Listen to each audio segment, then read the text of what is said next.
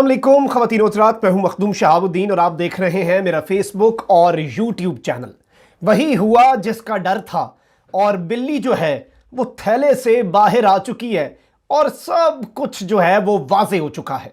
UAE एक जानिब पाकिस्तान के वर्कर्स के ऊपर बैन लगाता है और दूसरी जानिब फौरी भारत का वजीर खारजा जयशंकर यूएई पहुंच जाता है और पैगाम क्या दिया जाता है कि हम हमारे अपने लोग भेजने को तैयार हैं, हम पाकिस्तानियों को रिप्लेस करने के लिए तैयार हैं। और मोदी जो है उसने अपना वजीर खारजा फौरी दौड़ाया यूएई की तरफ। और इसे अगर हम इस पूरे कॉन्टेक्स्ट में देखें तो पाकिस्तान में इसे बाकायदा तौर पर हंगामी सूरत हाल में देखा गया है। पहले इमरान खान की जुल्फी बुखारी से मुलाकात होती है और यह बड़ी अहम वजीर आजम ऑफिस के अंदर मुलाकात होती है। उसके बाद जुल्फी बुखारी यूएई से राब्ता करता है, लेकिन यूएई की कमाल मुनाफकत देखें, मुनाफकत की इंतहा देखें कि जुल्फी बुखारी को कोई और बात बताई जाती है और हकीकत कुछ और है। अल जजीरा, टीआरटी, दुनिया के तमाम तर क्रेडिबल जो न्यूज़ एजेंसीज हैं वो कुछ और रिपोर्ट कर रही हैं और जुल्फी बुखारी को अक़वाम मुत्तहिदा अरब अमारात जो हैं इनकी जानिब से कुछ और बता दिया जाता है। ये तमाम तर बातें आज की इस वीडियो में आपके सामने रखेंगे, लेकिन उससे पहले अगर अभी तक आपने चैनल को सब्सक्राइब नहीं किया तो सब्सक्राइब भी कर लें और घंटी के निशान को भी दबा दें ताकि आने वाली तमाम तर वीडियोस आप तक पहुंचती रहें। और इसी तरह मुकम्मल ईमानदारी के साथ हकाइक पर मबनी सच्ची और मुस्तनद खबरें मैं और मेरी टीम आपकी खिदमत में पेश करते रहें। ख़वातीन हज़रात, गुज़श्ता चंद दिनों से हम इसके ऊपर काफ़ी बात कर रहे हैं, अपनी आवाज़ उठा रहे हैं। ये जो मुत्तहिदा अरब अमारात कर रहा है पाकिस्तानियों के ऊपर, ये जो पाबंदी लगाई गई सिर्फ पाकिस्तानियों पे नहीं, जिन ममालिक के ऊपर लगाई गई उनमें मेजॉरिटी वो ममालिक हैं, वो मुसलमान ममालिक हैं जो यूएई के किरदार के ऊपर उंगली उठाते हैं, जो यूएई के इसराइल को तस्लीम करने को पसंद नहीं करते, जो ओआईसी के किरदार पे उंगली उठाते हैं। पहले वजह बताई गई कोरोना, फिर बात आई कि अगर कोरोना वजह है, कोरोना की वजह से आप विजिट वीजा नहीं दे रहे, वर्क परमिट नहीं दे रहे, तो फिर भारत को आपने क्यों नहीं बैन किया? भारत जो है उसके लिए वो दुनिया में दूसरा बड़ा कोरोना केसेस का गढ़ है, उसके लिए आपके ये रूल्स नहीं है।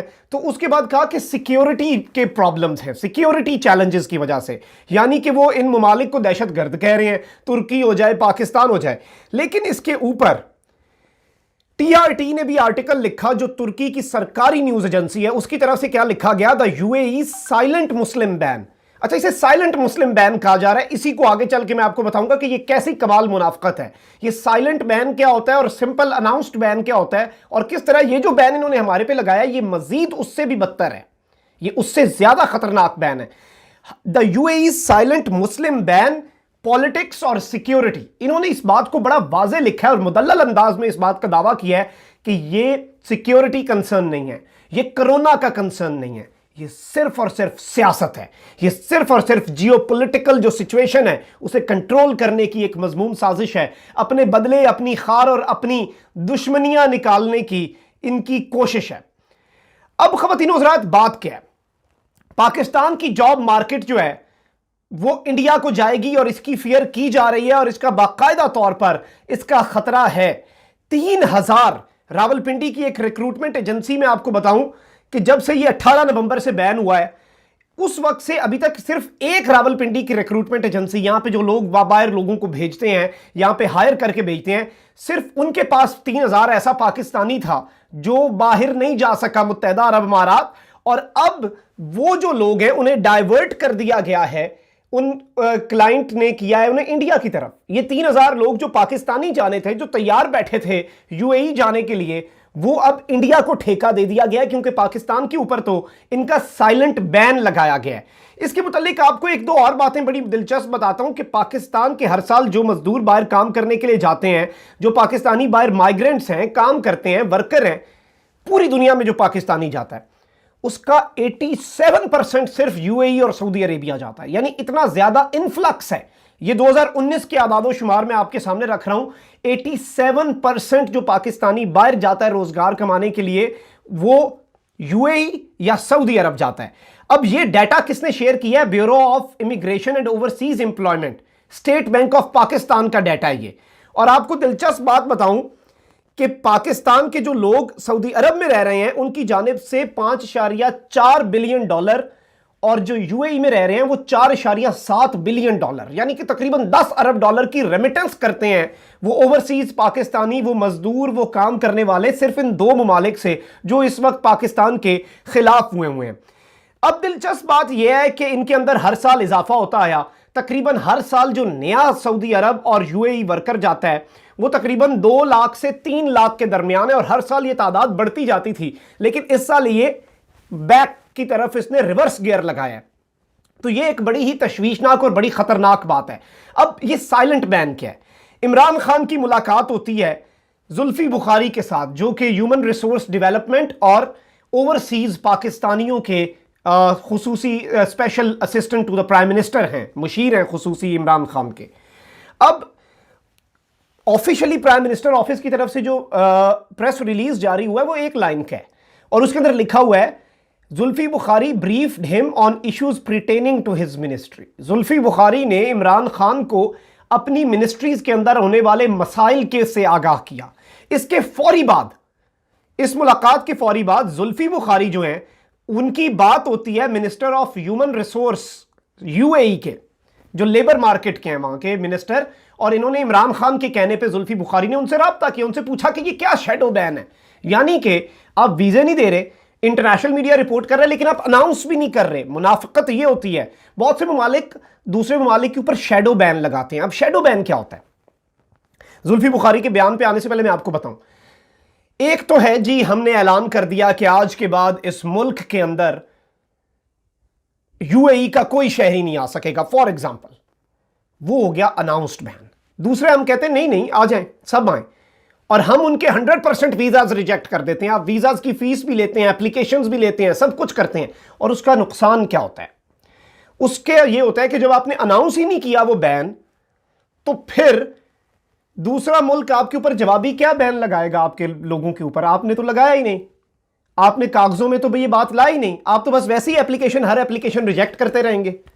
और यही इन्होंने किया है, और यही पूरा world media, Al Jazeera, TRT, New York Times, Washington Post, सब यही रिपोर्ट कर रहे हैं। लेकिन जुल्फी बुखारी को इन्होंने क्या मंजन बेचा? जुल्फी बुखारी ने इन्हें कॉल की, और जुल्फी बुखारी का ट्वीट आपको पढ़ा देता हूं। कहते हैं कि मैंने बड़ा शुक्रगुजार हूं हिज एक्सीलेंसी नासिर बिन थानी अल हमली का, जो मिनिस्टर है वहां के, जिन्होंने बड़ा ही कॉन्टिन्यूड सपोर्ट है उनका ओवरसीज पाकिस्तानियों के लिए। उन्होंने कहा है कि उन्होंने कैटेगोरिकली रिजेक्ट किया मीडिया रिपोर्ट्स को और कहा है कि कोई बैन नहीं है, there is no ban on Pakistani workforce. और उन्होंने ये भी लिखा है कि जो पाकिस्तानी जिनकी कोविड के अंदर जॉब्स गई उन्हें भी फायदा मिलेगा, उनका भी हम ख्याल रख रहे हैं। इन्होंने तो अपनी कोशिश की, इन्हें जो बात बताई गई इन्होंने ऑफिशियली वही कोट करनी है जुल्फी बुखारी साहब ने, लेकिन हकीकत भी यही है कि इसे इंटरनेशनल मीडिया भी बैन नहीं कह रहा, इसे शैडो बैन कहा जा रहा है। शैडो बैन क्या होता है? वही मैंने आपको जो बताया कि अनाउंस नहीं करते, वो तो कहेंगे हमने तो लगाया ही नहीं, और फिर वो इस तरह का काम कर रहे हैं। और पहला इसका जो ट्रेलर है वो आ गया, और पहला पाकिस्तान को धचका 3000 पाकिस्तानियों की सूरत में रावलपिंडी की एक रिक्रूटमेंट एजेंसी है वो नहीं भेज सकी, तो वो ठेका इंडिया को मिल गया और इंडिया के लोग अब जा रहे हैं। इसी सूरत हाल का फायदा उठाते हुए जयशंकर, भारत का वजीर खारजा, एक दौरे पे निकला है 2 दिन पहले। किधर गया आप जरा उसकी कड़ियां देखिएगा। पहले वो आदमी किधर गया? पहले वो जाता है बहरेन, फिर वो जाता है यूएई। ये दोनों वो मालिक हैं जो इसराइल को तस्लीम कर चुके हैं। बहरेन में उसकी बड़ी आम मुलाकातें होती हैं, फिर वो चलता है यूएई, मुत्तहदा अरब अमारात। मुत्तहदा अरब अमारात जाके उसने वही बातें कही कि बड़ा जी हमारा सपोर्ट है, वही जो एक ऑफिशियल प्रेस रिलीज जारी होता है। लेकिन हकीकत यही है, इंटरनेशनल मीडिया इस बात को रिपोर्ट कर रहा है, पूरी दुनिया में इस पर बात हो रही है कि Bharat as a replacement of Pakistani workforce अपने आप को ऑफर कर रहा है। क्योंकि अगर पाकिस्तानी नहीं जाएंगे उन्हें सस्ती लेबर कहां से मिलेगी? 2 मुल्क पीछे बच जाते हैं, इंडिया एंड बांग्लादेश। तो भारत जो है वो इस पूरी सूरत हाल को कैपिटलाइज करना चाहता है, वो इसे कैप्चर करना चाहता है इस मार्केट को। और ये जो 2 से 3 लाख पाकिस्तानी हर साल यूएई जाता है, भारत चाहता है कि वो भी इंडिया के पलड़े में डाल दिया जाए। और ये अपने आप को वहां पे पेश करने गए हैं मोदी के कहने पे कि पाकिस्तान को अगर आपने निकाला है तो हम हाजिर हैं आपके लिए, हम तो हर बात पे आपके साथ तैयार हैं। तो ये एक बड़ी बात दिलचस्प है। दूसरा, ये जो जयशंकर है ये यूएई के अंदर बैठ के ये क्या बयान जारी करता है? ये पाकिस्तान के खिलाफ भी बयान जारी करता है, और ये ट्वीट करता है मुंबई अटैक्स की याद में, और कहता है कि मैं होमेज पे करता हूं अपने विक्टिम को, हमारी तमाम तरह हमदर्दियां उनके साथ हैं। फिर कहता है will keep the global spotlight firmly on the menace of cross-border terrorism against India। ये जो बॉर्डर के जरिए इंडिया के अंदर टेररिज्म हो रहा है उसके खिलाफ हम जिद्दोजहद जारी रखेंगे। And on the epicentre of global terrorism, यानी पाकिस्तान को उसने कहा है मरकज है ये आलमी दहशतगर्दी का। तो इस तरह के वो घटिया और पाकिस्तान के ऊपर बेतुके इल्जामात यूएई की सरजमीन पर बैठ के वो भी लगा रहा है, साथ साथ पाकिस्तान को एक दहशतगर्द मुल्क भी करार दे रहा है। दूसरी जानिब वो यूएई के जो वहां पर ओहदेदारान हैं उनके साथ मुलाकातें कर रहा है। और वो मुलाकातें क्यों हो रही हैं, मुलाकातें किस चीज पे हो रही हैं, इसे वाजे कर दिया गया और इसके ऊपर मुकम्मल तौर पे बता दिया गया कि ये तमाम तर जो मुलाकातें हैं ये सिर्फ और सिर्फ अपनी वर्कफोर्स ऑफर करने के लिए हैं। अब अगर बात की जाए कि कोरोना बहाना था, कोरोना की वजह थी, भारत इस वक्त दुनिया का दूसरा बड़ा मुल्क है सबसे ज्यादा केसेस में, 50,000 से 1 लाख नया केस आ रहा है। इसराइल की आबादी के लिहाज से कोरोना के केसेस पाकिस्तान से ज्यादा हैं, लेकिन अगले महीने ये इसराइल के साथ जो इनकी प्यार की पिंगे हैं, 50,000 इसराइली यूएई जा रहा है और वहां पर इन्फिल्ट्रेट कर रहे हैं, वहां पे वो घुस रहे हैं, उनके लिए वीजा ऑन अराइवल दे दिया है। यानी अगर कोरोना और सिक्योरिटी बहाना होता तो वीजा ऑन अराइवल ना देते आप इस तरह के काम कर रहे हैं। और फिर आपकी ये जो मुनाफकत है कि आप शेडो बैन लगा रहे हैं, a ban which is not officially on paper, which is not in black and white, जिसे लिखा नहीं गया, लेकिन आपने वो बैन लगा दिया और वो इंप्लीमेंट हो चुका है। यानी कि कोई वजह है तो वो 3,000 जो हमारे पाकिस्तानी जिन्होंने बाहर जाना था, अपना सब कुछ पेपर वर्क तैयार किया था, पिंडी की रिक्रूटमेंट एजेंसी उन्हें भेज रही थी, कोई वजह है कि वो पूरा जो ठेका है वो उठ के भारत की प्लेट में रख दिया गया है।